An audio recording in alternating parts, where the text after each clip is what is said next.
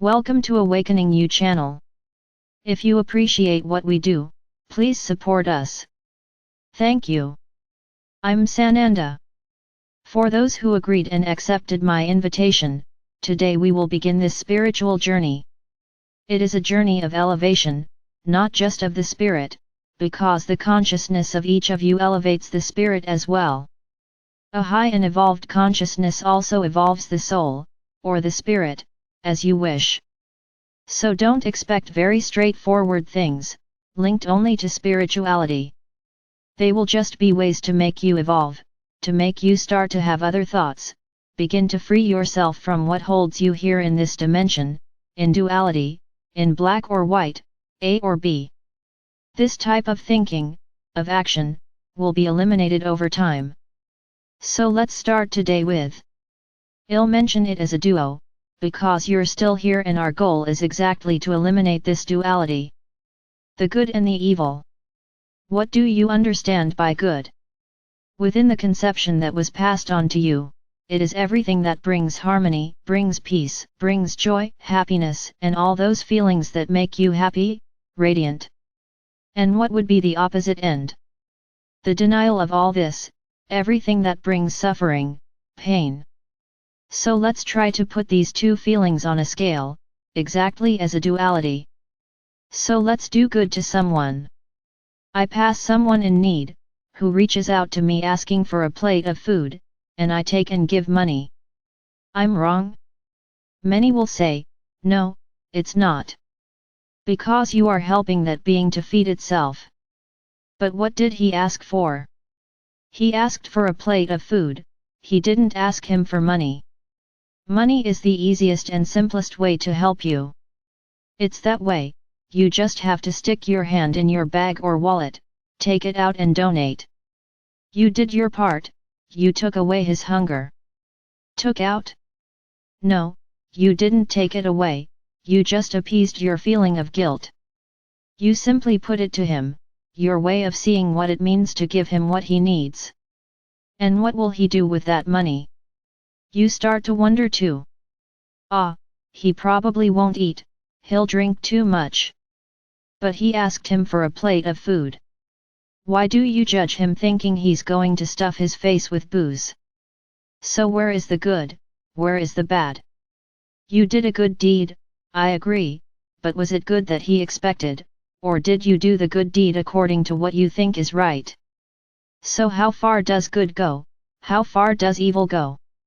Then you can say, as many do, I eat very well. In what way? Eating a lot, in excess, eating things that are bad for your body. But you think you are doing good because you are eating, you are not hungry, you are not starving, you have plenty of food on your table. So you think you have to eat a lot to take advantage of all this abundance. Are you doing well?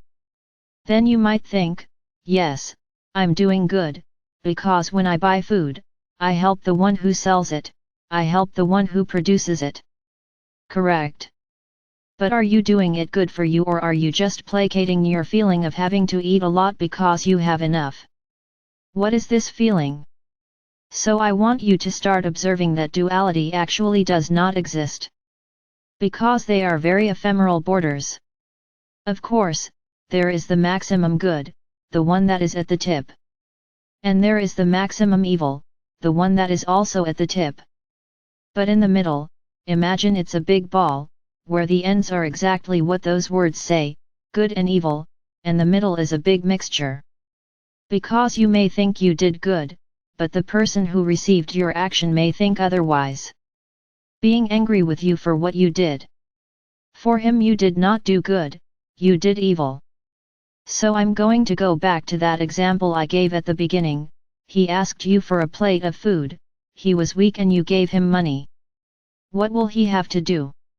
Get up, with all your weakness, look for a place that sells you food, because many places don't let these people enter. So he will have to go out begging for a place to eat. So you did good to him?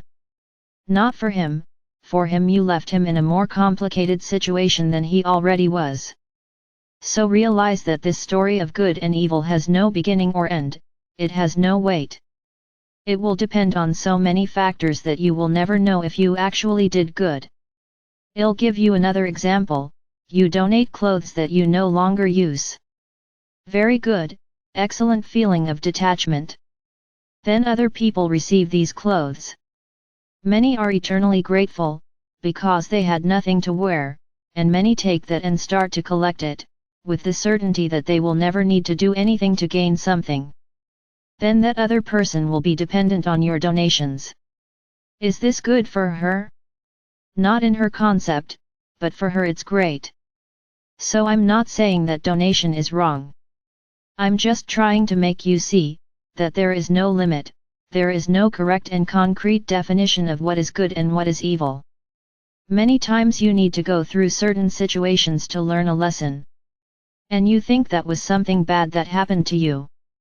But from that evil, you evolved, you learned your lesson, you grew. So that evil was actually a stepping stone, towards a better situation. So was he really bad for you, or was he what you needed at that moment to evolve? So let's stop labeling. It has no label. Things don't have labels. Duality was created by this dimension. So realize that everything is mixed up, it depends on the point of view of whoever is analyzing what you just did. So, the first lesson here is to never think that everything you do for others is correct. If I donate clothes it is correct, if I donate food it is correct, if I donate something, money is correct. It depends on how the other person will receive it. And if she feels like you're humiliating her, why are you giving her used clothes?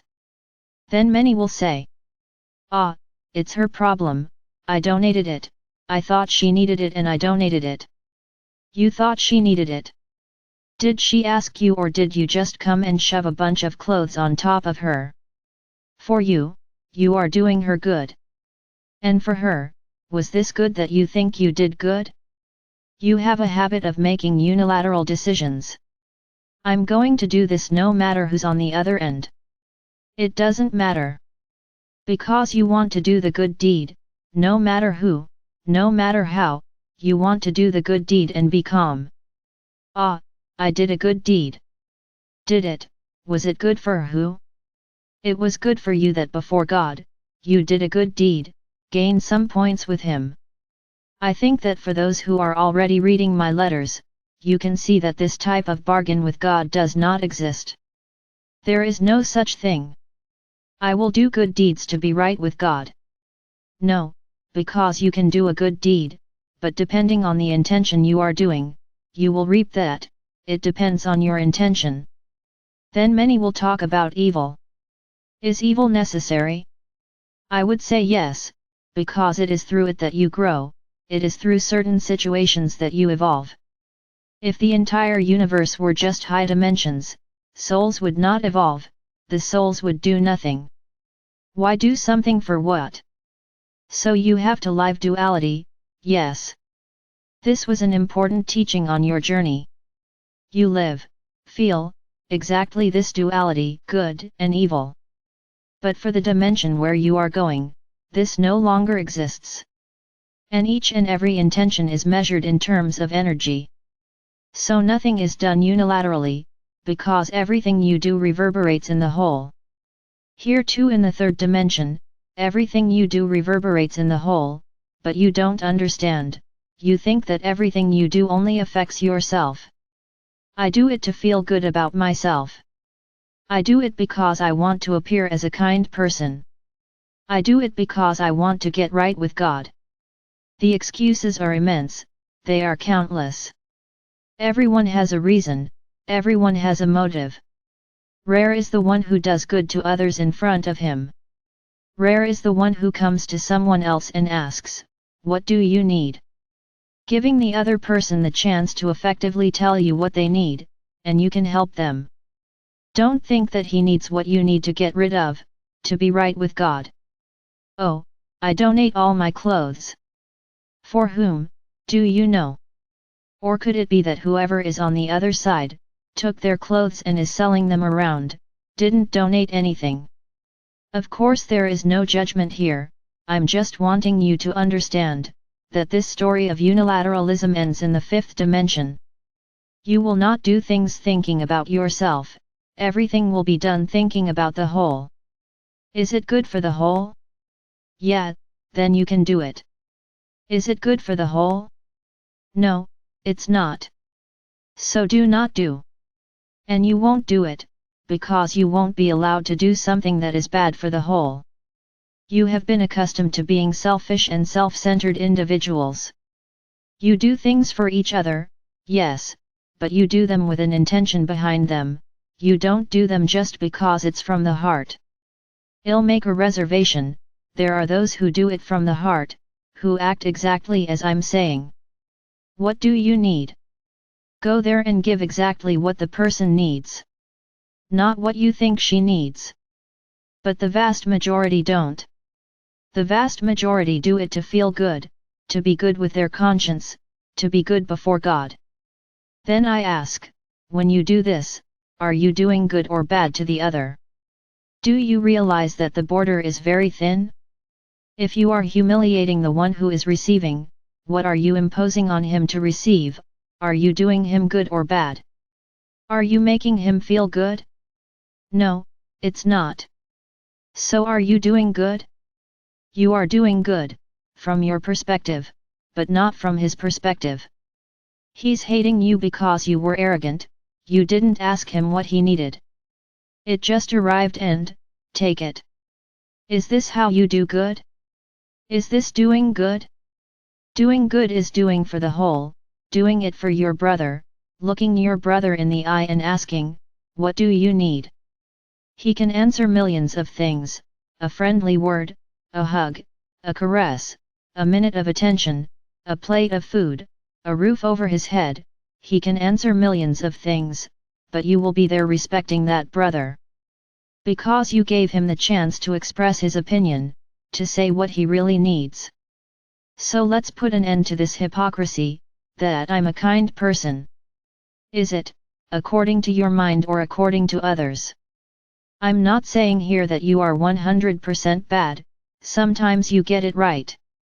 Yes, sometimes you do it at the right time, for the right person, you do. And this certainly reverberates throughout. But the vast majority of the time, no. You do it to feel good, to show God that you are supportive, that you are kind. God doesn't care what you are doing, because with that feeling, it doesn't reach Him. It comes when there is respect, when there is listening to others. This is a concept that I want you to think about a lot from now on. Because you see good and evil in a totally distorted way. I will not talk about evil here, because this feeling will not exist in the fifth dimension. So I'm not going to waste our precious time talking about something that won't exist. I need to talk about him here in the third dimension, because it is important that you understand how far the border of good and evil goes. Who is it good for? Who is it bad for? You can live with a person who eats correctly, who likes healthy things and tries to convince you to eat correctly.